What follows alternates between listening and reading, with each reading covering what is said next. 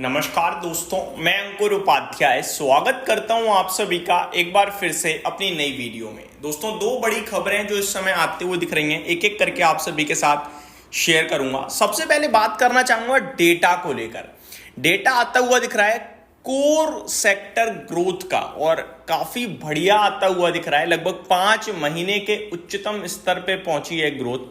पूरी तरीके से ठप पड़ गई थी। ठप यानी कि ये थोड़ा लोकल लैंग्वेज में मेरा शब्द आ गया, यानी कि डाउन हो गई थी बहुत बुरी तरीके से। ग्रोथ आ ही नहीं रही थी। तभी आपने देखा था Q2 में FY25 के हमने करीब 7 क्वार्टर्स के लो पे ग्रोथ दिखाई थी। तो वो बहुत खराब समय था और वहीं बॉटम बना। वो भी मैंने आपके साथ एग्जैक्टली टाइमली शेयर किया था कि भैया ये बॉटम बन गया है। जो डेटा खराब था उस पर बाजार रिएक्ट कर चुका है। खैर, वो बातें पुरानी हो गई। अभी मैं आगे बढ़ता हूं।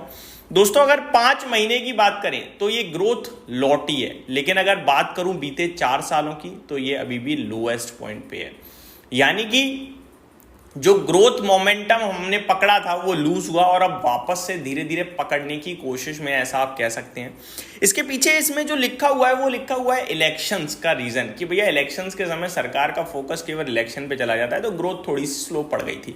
डिटेल्स बताता हूं। India core sector growth recovers to 3.8% in March from 5 month low of 3.4% in February में 5 महीने के लोएस्ट पॉइंट पे ग्रोथ चली गई थी 3.4% पे। अभी वापस से रिकवर हुई और 3.8% पे ये ग्रोथ आते हुए दिख रही है। डिटेल अगर आगे पढ़ें तो India core sector growth recovered to 3.8% in March from 5 months low of 3.4% in February according to provisional data released by the government on Monday, यानी आज।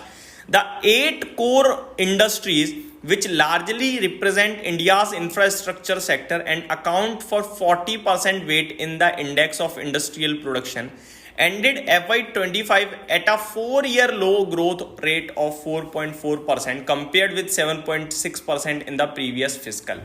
भाई साहब, ये जो मार्च का डेटा आया उसके बाद जो पूरे फाइनेंशियल ईयर की ग्रोथ है वो 4.4% पे रही, जो कि करीब 4 साल के लोएस्ट पॉइंट पे आप ये कह सकते हैं। और अगर मैं FY24 की ग्रोथ की बात करूं तो वो 7.6% थी और अभी हम फाइनेंशियल ईयर 25 को खत्म कर रहे हैं, उसमें 4.4% है। तो इसमें आप क्लियरली समझ सकते हैं कि किस लेवल पे हमारी ग्रोथ रुकी है, बट अभी वापस से आ रही है, आप ये कह सकते हैं। आगे देखते हैं क्या लिखा हुआ है। 2 of the 8 sector in March continued to exhibit contraction as global fuel prices remained subdued amidst a growing trade war. Crude oil contracted 1.9%, whereas contraction of natural gas industries widened to 12.7% from 6% in the previous month. Growth in refining industry was flat 0.2%. Of the 8 sector, 4 grew at a stronger pace than previous month, led by cement, steel and electricity. तो भैया 4 तो ऐसे हैं जो पहले से ज्यादा दमदार तरीके से भाग रहे हैं, जिसमें सीमेंट आ रहा है, स्टील आ रहा है, इलेक्ट्रिसिटी आ रहा है। Cement continue to exhibit double digit growth at 11.6% compared with 10.8% in the previous month. Cement जो है 11.8% से ग्रो होता हुआ दिखा है, जिसमें फरवरी में 10.8% बढ़ा था। While steel grew at 7.1% from 6.9%। Steel में भी बढ़त आई है 6.9% से 7.1% की। इलेक्ट्रिसिटी में बढ़त आई है 3.6% से 6.2% की, और ये होना ही है क्योंकि अब गर्मी ज़्यादा पड़ रही है तो यहाँ तो बहुत तेज बढ़त आएगी। तो ये आपको दर्शा रहा है कि आपको कहाँ फोकस करना है। इलेक्ट्रिसिटी, पावर से रिलेटेड कंपनियों में ग्रोथ दिखेगी आपको। सीमेंट में अच्छी ग्रोथ आ रही है, स्टील में, यानी रियल एस्टेट भी धीरे धीरे आपके लिए रडार पे आना चाहिए। फिर आगे पढ़ते हैं। On the other hand, fertilizer growth slowed to 8.8%. So did the growth in coal at 1.6%. कोल की ग्रोथ क्यों रुक रही है समझ में नहीं आ रहा है। आई थिंक जो एनर्जी है वो कोल से नहीं बन रही है, कहीं और से बन रही है इस बार ज़्यादा। तो ये सारी चीज़ें आते हुए दिख रही हैं दोस्तों, जो मैंने आप सभी के साथ शेयर किया। अब बढ़ते हैं दूसरी खबर की तरफ। दूसरी खबर स्टील से रिलेटेड है दोस्तों। पहली खबर तो जो डेटा है, इस डेटा को मैं पॉजिटिव बोलूँगा। अब स्टील से रिलेटेड क्या है भाई साहब, आपको तो पता ही है कि चाइना स्टील का सबसे बड़ा प्रोड्यूसर और कंज्यूमर है, या मेटल्स का भी आप कह सकते हैं। और चाइना बस ग्राहक ढूंढता है कि कहाँ मैं बेच सकता हूँ अपना माल। इनफैक्ट वो देश ढूंढता है, ग्राहक नहीं, देश।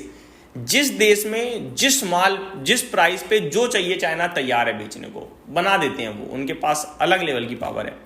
चाइना क्या करता है, अगर आपको सस्ता चाहिए तो सस्ती क्वालिटी की चीज़ बना देगा। अब स्टील अगर सस्ती क्वालिटी की देश में आएगी तो भैया सरिये पे तो सब खड़ा है ना, तो वो दिक्कत की बात पड़ जाती है।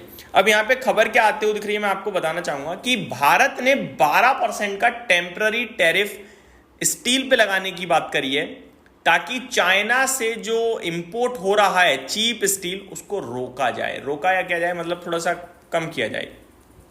India is set to impose a temporary tariff known locally as safeguard duty of 12% on steel import, said a government source with direct knowledge of the matter, to try and curb a surge in cheap imports from China and elsewhere. China और बाकी के देशों से जो cheap steel आ रहा है उसको थोड़ा रोकने के लिए 12% का टेम्पररी टैरिफ लगाया गया है, जो हमारे देश में सेफ गार्ड ड्यूटी कही जाती है। ठीक है जी। अब ये स्टील कहां से आ रहा है वो मैं आपको बताऊं, उससे पहले बताना चाहूंगा जो भारत है वो the world second biggest crude steel producer, was also a net importer of finished steel for second consecutive year in the 24 and 25 fiscal. तो हम भाई साहब बड़े लेवल पे नेट इंपोर्टर रहे हैं बीते 2 सालों से। ठीक है, अगर देखा जाए तो टोटल 9 मंथ की जो with shipment reaching a 9 year high of 9.5 million metric tonnes. तो ये इस डेटा है जो हमारे पास इंपोर्ट हुआ है। आगे मैं आपको बताना चाहूंगा ये 200 दिन के लिए समथिंग लगाया गया है 12% जो टेम्पररी टैरिफ है।